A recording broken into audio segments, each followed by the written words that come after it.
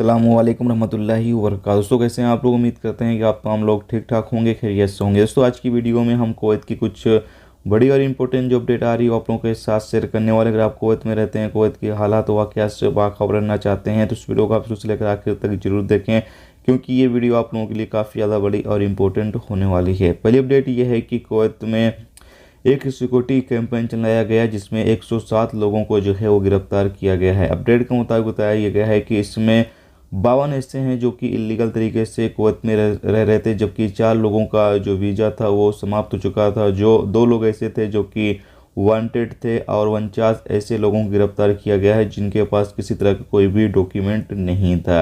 Update के मुताबिक बताया गया है कि अभी जो कुवैत के अंदर इलीगल तरीके से लोग रहते हैं उनके खिलाफ लगातार कार्रवाई की जा रही है और जो भी इलीगल तरीके से लोग मौजूद हैं उनको लगातार गिरफ्तार किया जा रहा है।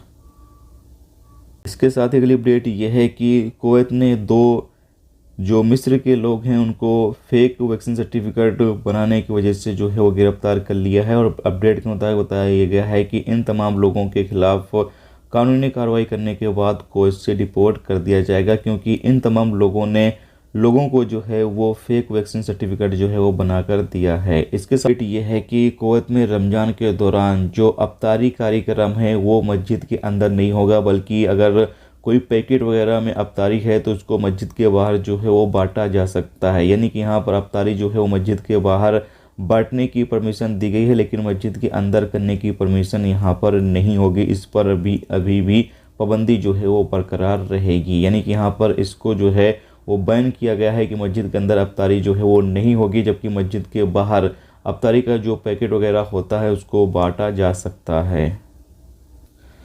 इसके साथ अगली अपडेट ये है कि सऊदी अरब के शहर जद्दा के अरामको जो कंपनी है, तेल कंपनी है, उसके ऊपर अटैक किया गया है, जहां पर 2 जो पेट्रोल टैंकर होते हैं उसके अंदर आग लग गई और आग से किसी की हालांकि जानी नुकसान नहीं हुआ, लेकिन बाकी जो नुकसान हुआ है वो हुआ है।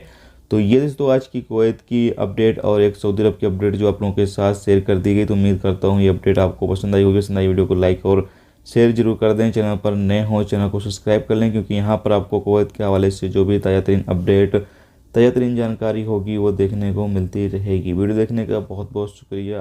अल्लाह।